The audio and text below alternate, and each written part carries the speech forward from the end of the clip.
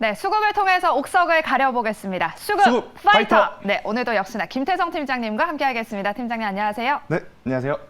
네, 먼저 수급 동향부터 한번 살펴보도록 하겠습니다. 오늘 시장에서도 코스피, 코스닥 모두 외국인과 기관이 그렇죠. 매도 우위를 보고 있는데 특히나 외국인이 지금 코스피 시장에서 많이 팔고 있습니다. 아무래도 환율이 지금 1,330원대를 훌쩍 넘어서면서 그런 것 같은데 그럴까요? 그렇죠. 일단은 외국인들 기준으로 봤을 때는 우리나라 시장에 들어와서 매수를 함과 동시에 계좌에는 마이너스가 쌓입니다. 환차손 때문에 매수함과 동시에 이제 마이너스가 쌓이니까 네. 우리가 이제 개인 투자자들도 만약에 매수를 했는데 뭐 1%씩 2%씩 손실을 본다면 과연 사고 싶을까요? 아니요. 그죠? 사고 싶지 않겠죠. 네. 그러다 보니까 아무래도 이제 외국인이 우리나라 시장이 지금 크게 매력을 못 느끼는 그렇다고 해서 우리나라 시장의 가장 큰 대표적인 종목하면 삼성전자와 SK하이닉스인데 또 이 두 종목이 글로벌 시장에서 완벽하게 지금 1위 자리를 수성하고 있다. 이렇게도 또 보기는 어렵거든요. 네. 그러다 보니까 이제 매력도가 조금은 떨어지다 보니까 아직까지 수급의 개선이 조금 더 필요한 상황이다. 이렇게 좀 보시면 될 것 같습니다.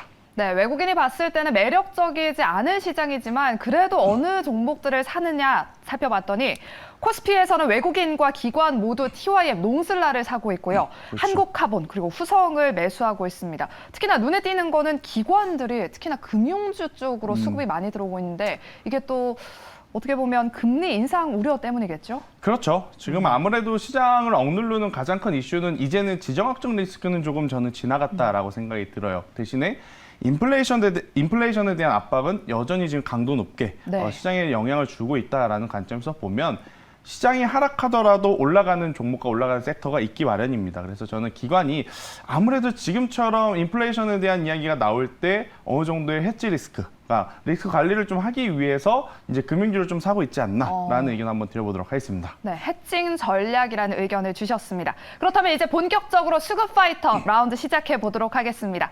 과연 오늘의 라운드 1의 라인업은 무엇일지 바로 공개해 볼게요. 1라운드 파이트!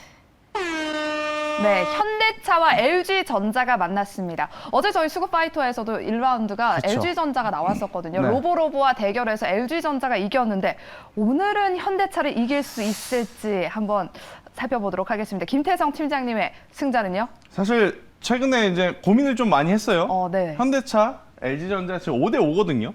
그러니까 많은 투자자들을 봤을 때 어느 한쪽이 더 우세하다라고 말을 하기 어려울 거예요. 현대차도 현대차 나름의 지금 희소성과 가치, 성장성이 있고 LG전자는 지금 최근 들어서 보면 굉장히 또 좋은 퍼포먼스를 보이고 있다 보니까 많은 투자자분들이 정말 고민을 할 수 있는 두 종목 그리고 또 시총 상위에서 최근에 삼성전자라든지 SK하이닉스가 힘을 내지 못했을 때 또 어느 정도 시장의 방어 역할을 해줬던 두 종목이기 때문에 이 두 종목 중에 저는 한 종목을 LG전자를 오늘 한번 말씀드려보도록 하겠습니다. 현대차와 LG전자 어떤 종목이 조금 더 나을까 고민하시는 우리 개인 투자자분들을 위해서 LG전자의 손을 들어주셨습니다. 그 네. 이유는 뭘까요?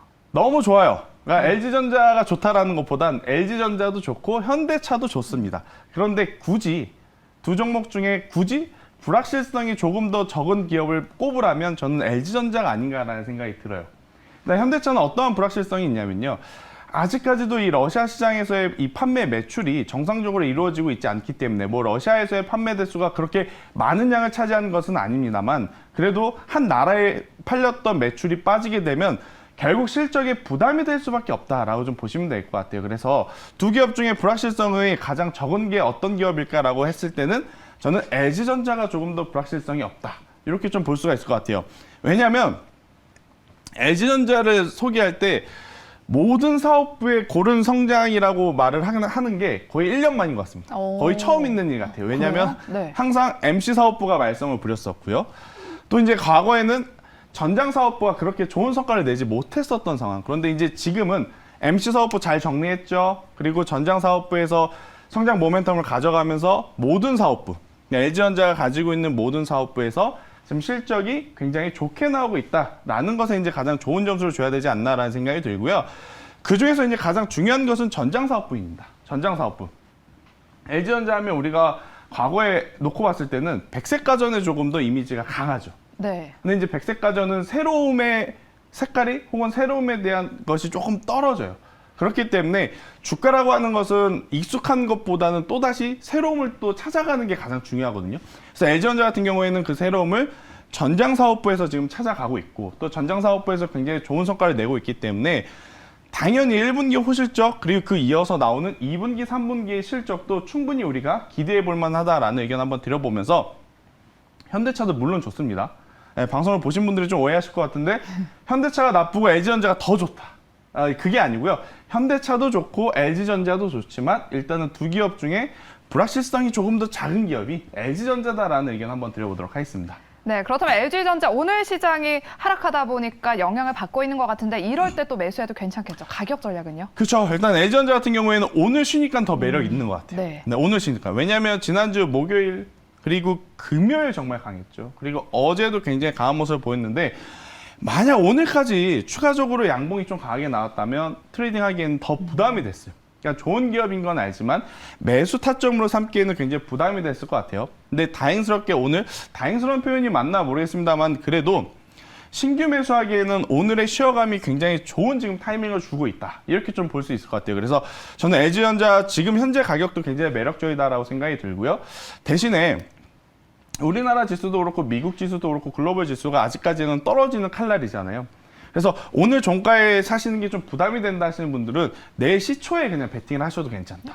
네, 내일 시초에 베팅을 하시는 것이 더 좋을 수도 있다라는 의견 한번 드려보면서 목표가는 전 고점이라고 할 수 있는 15만 원을 제가 드릴게요. 근데 이제 LG전자가 15만 원까지 가기에 뭐 일주일, 뭐 열흘이 아니고요. 조금 더 시간이 필요합니다. 그래서 단기적으로 보자라는 이야기보다는 조금 더 중장기적으로 좀 가져가자라는 의견 한번 드려보도록 하겠고 대신에 11만 원이라는 가격대가 이탈이 되게 되면요. 그때는 우선 손절하자라는 전략 드려보도록 하겠습니다. 네, 이렇게 LG전자 목표가는 중장기적인 관점에서 15만 원 제시해 주셨고요. 손절가는 11만 원으로 대응해 보시면 좋을 것 같습니다. 그렇다면 이제 두 번째 라운드도 바로 넘어가 보겠습니다. 두 번째 라운드의 라인업은 무엇일지 바로 공개해 볼게요. 두 번째 라운드 파이트! 네, 이오테크닉스와 테크윙이 만났습니다. 네. 테크 반도체네요. 그렇죠? 반도체죠. 근데 아마 의아해하실 거예요. 삼성전자나 SK하이닉스가 좋지 못한 흐름을 보이는데 사실 이제 반도체 소부장 안에서 이렇게 두 종목처럼 시세가 잘 나오는 기업들이 있어요. 네. 그럼 이제 고민이 됩니다. 삼성전자를 그러면 지금 사야 될까?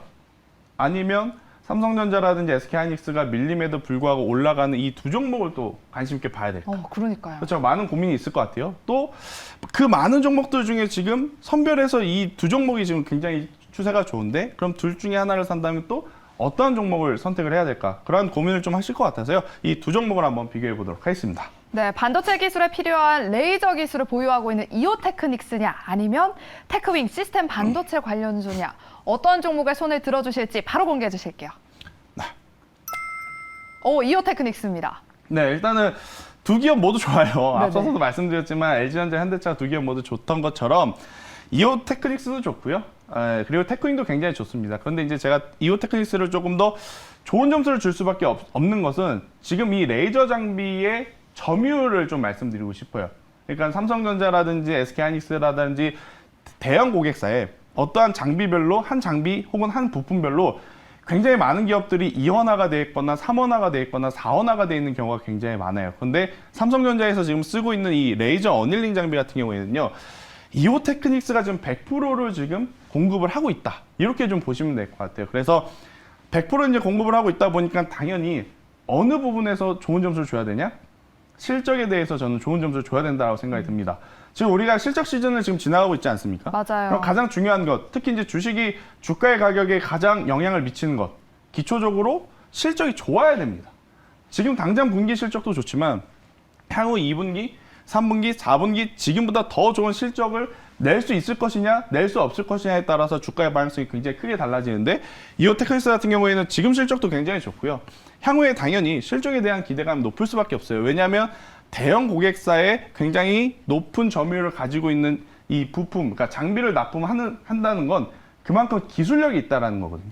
그래서 이제 그것을 기반으로 저는 충분히 좋은 실적과 함께 주가의 상승도 노려볼 만하다라는 의견 한번 드려보도록 하겠습니다. 네, 이렇게 실적 시즌에 맞춰서 이오테크닉스의 편을 들어주셨습니다. 그렇다면 가격 전략은요?